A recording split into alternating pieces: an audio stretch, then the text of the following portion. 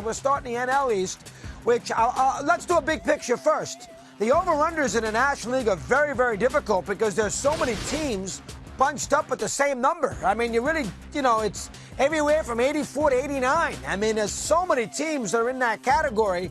There's 7 or 8 teams, which makes it tricky. But we start there in the NL East, and there you see it. The win total on the left last year, the win total this year on the right, and nobody in the NL East is going to hit 90. You can see why. A lot of good teams in the division, pretty respectable division outside of the Marlins.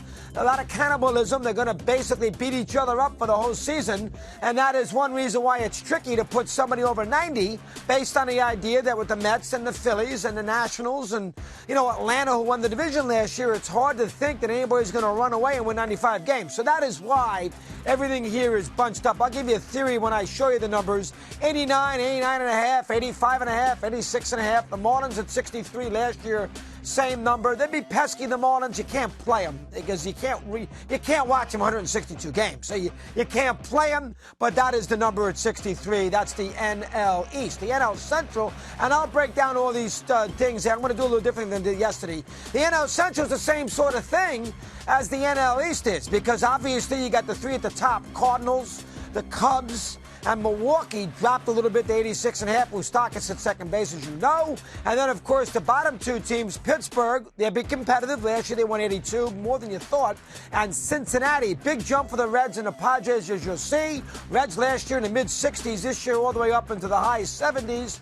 We'll see if that can hold water. A little pitching with Alex Wood and Sonny Gray. Tanner O'Rourke, you want to count him too. That's why that number pops, and a little enthusiasm with the franchise. But again, it's a tricky division. It's a harder division than the NL East because you don't get 19 games at the Marlins. So you can't fatten up against Miami, which makes it a little trickier with the numbers. Then, of course, the NL West, you know where you stand there. San Diego makes the jump from the mid-60s. They go all the way up to 78.5. I mean, you can understand why. Machado, some enthusiasm, lots of young players. But still, it sounds a little high to me. Giants stay around the same. Arizona comes back to the pack because, of course, the rebuild there with Goldschmidt out and everything else. Pollock with the Diamondbacks, and the Dodgers stay where they usually stay. The Rockies, last year they won about 87, 88 games. What is Colorado last year? About that. And this year they dropped to 84.5. Now, in the big picture, if I'm going to do this, I would take the Nationals and the Cubs in the big picture with overs. That's what I would do. And I would do that for a couple of reasons. I would do that for the Nationals because I think they have a little something to prove. I think the distractions of Harper not on the team, everybody kind of writing them off. I like the starting pitching. I think everybody will be relaxed. The manager's not going to have that, shadow there he's got to deal with on a day-in, day-out basis. They can be a little under the radar, which is unlike that franchise. They're also coming off a bad year, so they got 2 motivations. I think that, now listen, do I love the bottom of the lineup with Yan Gomes and what have you? No, but I think the Nationals have a chance. They got some speed. They got pitching. They make moves at the deadline if they have to. I think the Nationals up would be one I'd take, and I think I would take the Cubs up.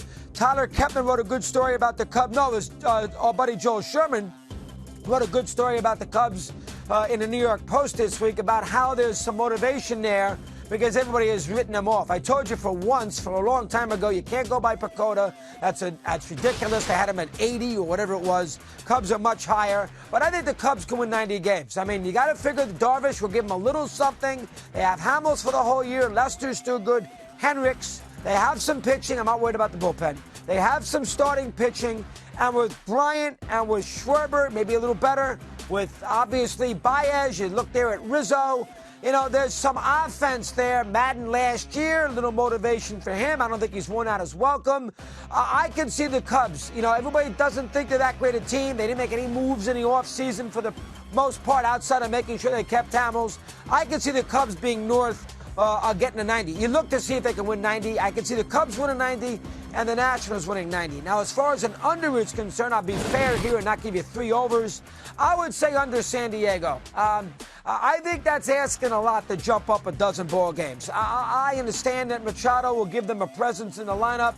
You got to figure that a guy like Hosmer will play a lot better than he did a year ago. But I don't love their starting pitching. More pressure on the manager. Who knows on these young players? division's not difficult. You know, that's not an impossible division. I guess if I had to give you one, to go from 66 to 78 or whatever they were last year, that is high. You could take the Reds here, too, as an under. And the Reds, obviously, in a harder division, so maybe it's a little more likely that the Reds don't reach that 79 number compared to San Diego. But I would take the Padres. The Reds have a little better starting pitching, so I would take the Padres. Again, the National League is hard because the National League has the Brewers, the Cardinals, and the Rockies, and the Cubs, and the 4 in the NL East. They have 8 teams in the mid-80s and above. They essentially have 8 teams between 84.5 and 89. 8 teams. That's a couple of wins out of the way. You win or lose.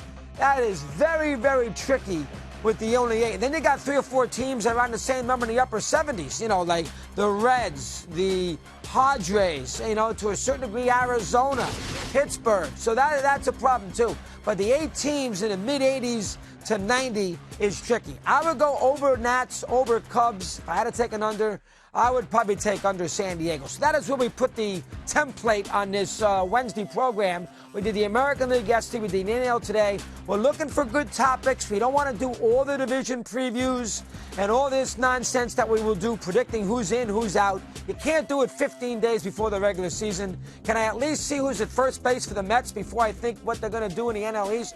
We'll wait until the last 3 or 4 days, that Monday, Tuesday, Wednesday, and Thursday of the 25th, 6th, 7th, and 8th, before we go into the divisions and World Series picks and all those kinds of things.